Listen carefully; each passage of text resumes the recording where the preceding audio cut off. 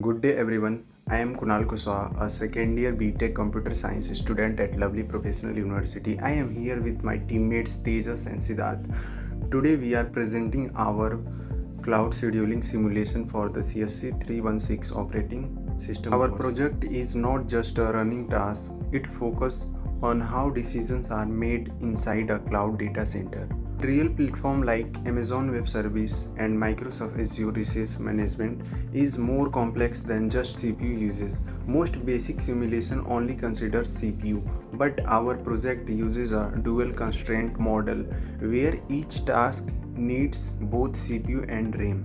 This is the similar to knapsack problem where we have limited space like a VM and just choose tasks carefully to use resources efficiently. We compare two scheduling methods. First, shortest job first (SJF), which reduce average waiting time but may cause delay for the bigger task convey effect. Second, priority scheduling, where important tasks like premium user or system process are handled like even if it delay other. Our main goal was study the rejection rate. Since we use the first fit strategies, sometime tasks get rejected not because resources are unavailable, but because they are scattered across different VM. This problem is called resource fragmentations, and it is very important in real life system. Good day everyone, I am Tejas Parmar. You may ask why C and Win32 API. While most students might use high-level languages like Python, we choose ANSI C99. Why? Because operating systems are written in C. We wanted to handle memory manually. For the interface, we avoided modern frameworks and went directly to Windows GDI. Every bar you see on the screen, every text log is a result of us calling the kernel's rectangle and text out functions. This project is a tribute to low-level system programming. If you look at our module breakdown in the report, you'll see as a clear separation of concerns. Our simulation core.c is the brain. It has no idea that there is a GUI, graphical user interface. It only manages the VM and task structures. This modularity is a core principle of OS design, keeping the policy, the algorithm, separate from the mechanism. We use typedef struct to create a simulated hardware environment, where each and every VM has its own control block to track CPU and memory utilization in real time. A project of this scale requires professional coordination.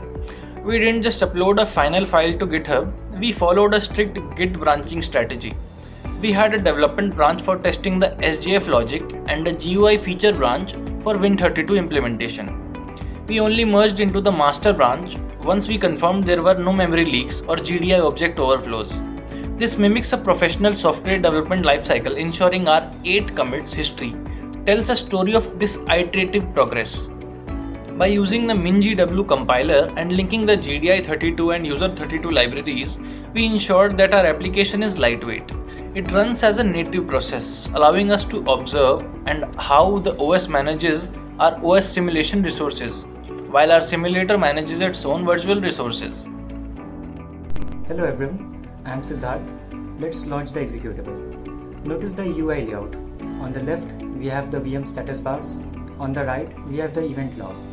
As I run the SJF, notice the log. The algorithm isn't picking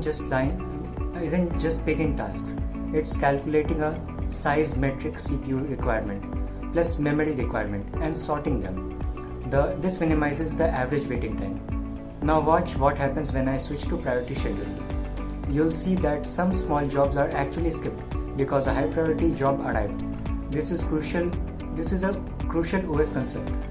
Preemption versus non-preemption. In our simulation, we demonstrate how high priority tasks can starve smaller tasks if not managed correctly. We implemented a first fit memory allocation, meaning the task checks VM1 and then VM2 until it finds a hole big enough to fit both its CPU and RAM requirements. We also tested for rejection scenarios. If you look at the screen now, task 7 was rejected. Why? Because while we had enough CPU across all VMs combined, no single VM had enough contiguous resources. This demonstrates the reality of resource fragmentation and cloud computing. To conclude, after running multiple simulation cycles, we observed a fascinating trend.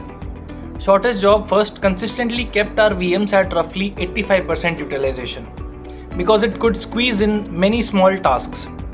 However, priority scheduling, while slightly less efficient in a total task count, ensured 100% of higher priority tasks were serviced. In a cloud infrastructure, this trade-off between throughput and service level agreement is the most critical balance to maintain.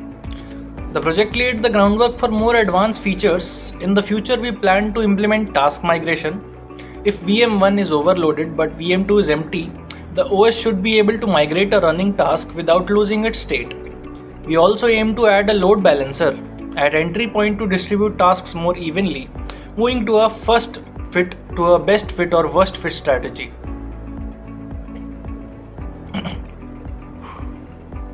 This CA2 assignment has been a deep dive into the heart of operating systems. It bridged a gap between theoretical classroom concepts and practical GUI-based software engineering. All our references, including the APA-cited research papers and documentation from Microsoft Dev Center, are listed in our final report. Thank you to our faculty for guiding us through implementation. We are Team 7 and this was our cloud scheduling simulator. Thank you.